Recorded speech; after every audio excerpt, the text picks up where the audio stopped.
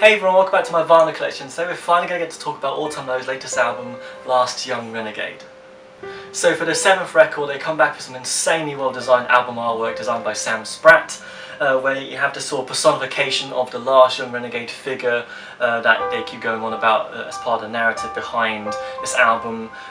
where everything's just really well designed, everything is really well drawn. This guy is definitely insanely talented, and I'm really glad that they've gone and put so much effort into designing such an interesting looking cover. It's probably one of my favourite album artworks that I've seen in a very long time, and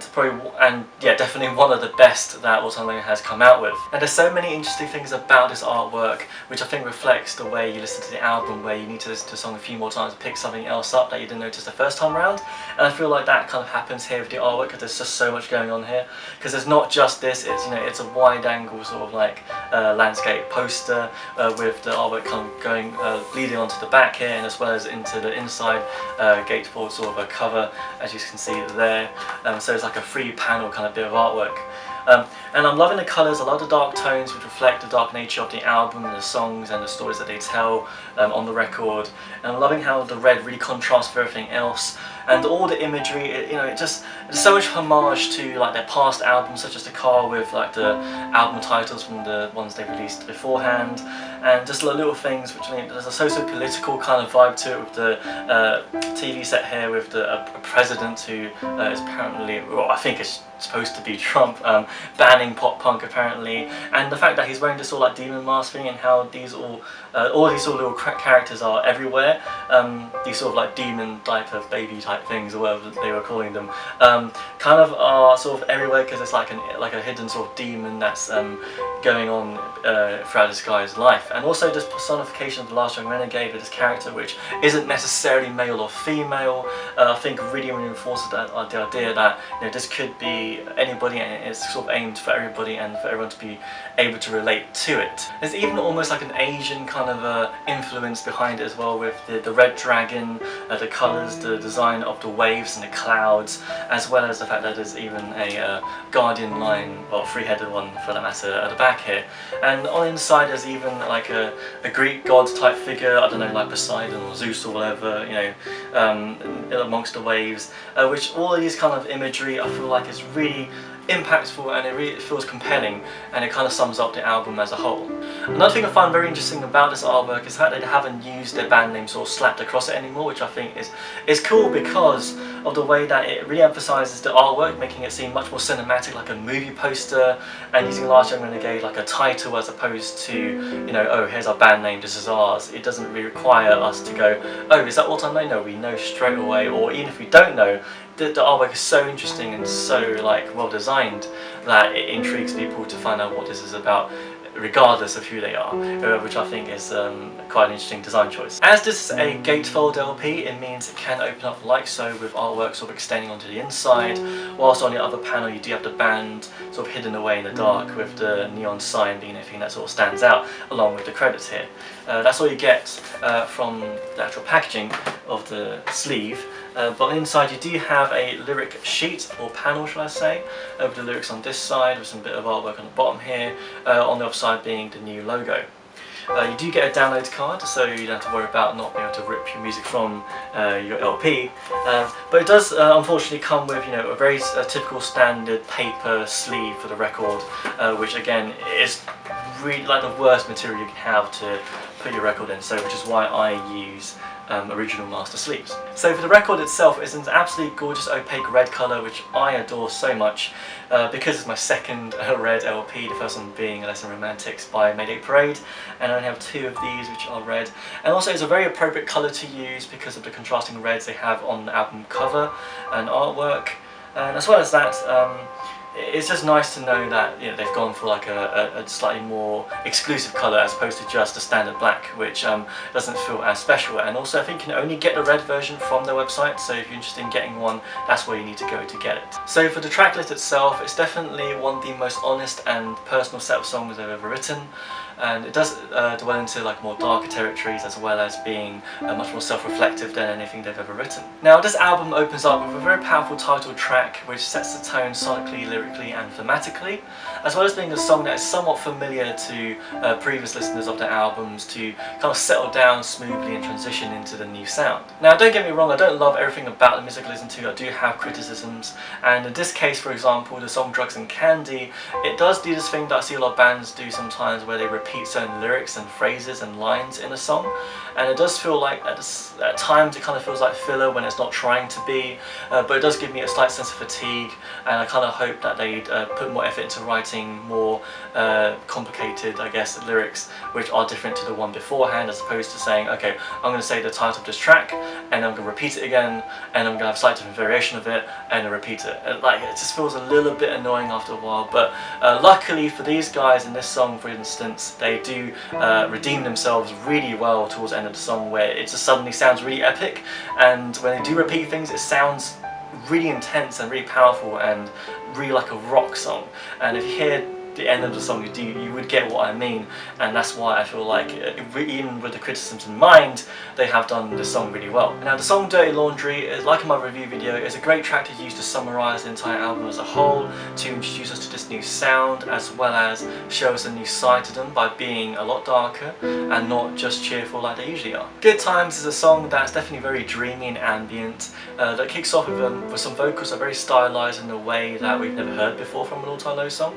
as well as being a song that, you know, it dwells into the idea of being nostalgic and reminiscing the past, of being younger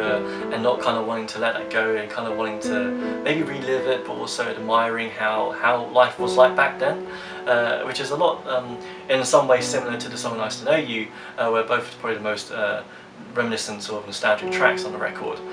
So Nice to Know You is a song that was accompanied by a video which reinforced the idea of how much they appreciated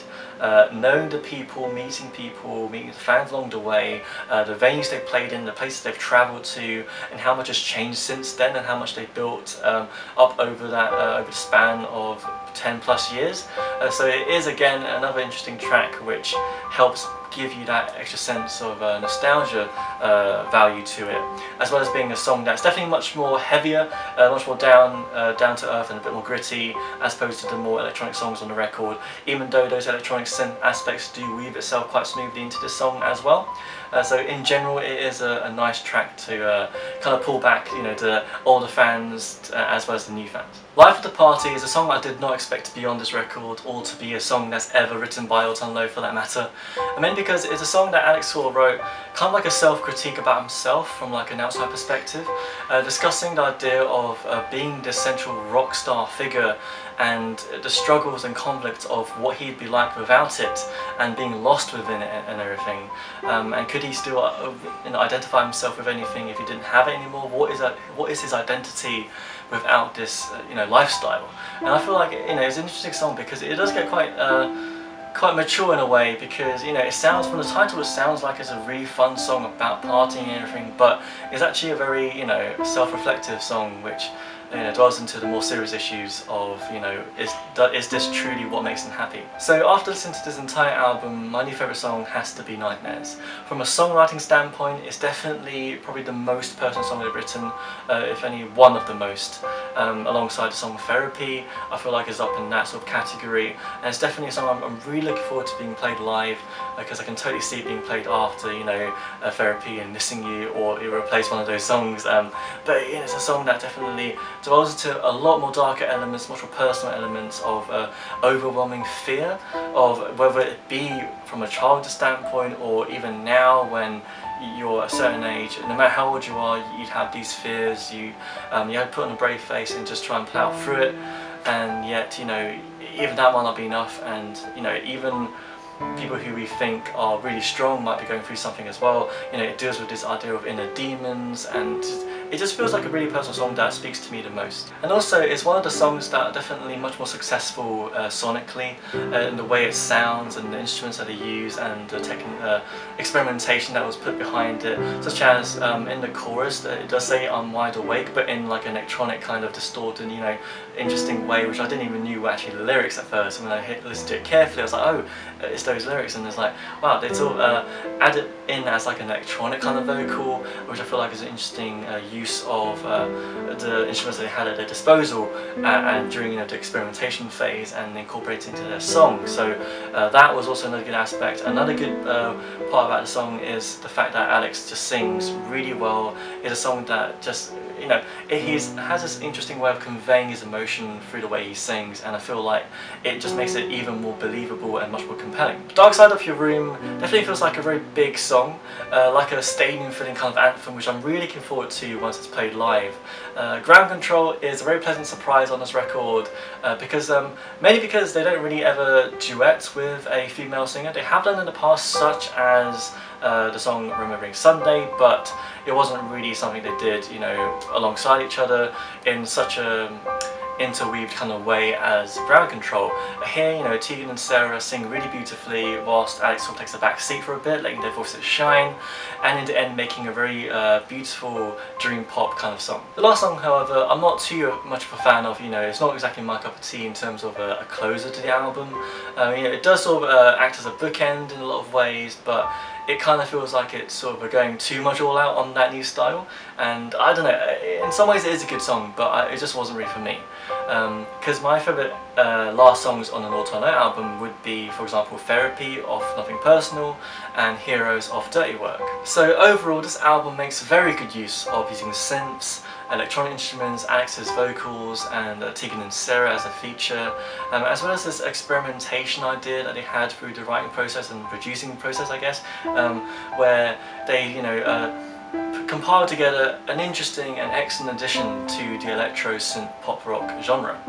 I'm also really glad that these guys are finding a position in their career where they are able to spread their wings and write about something different, whether it be darker or more personal songs, or just entering a new style entirely, and I feel like they've managed to do that really well. And that does it for my review of Autumn's 7th album, Last Young Renegade. I highly recommend this album listen for people who are into their pop punk electro music genres, because these guys are a great combination of the two.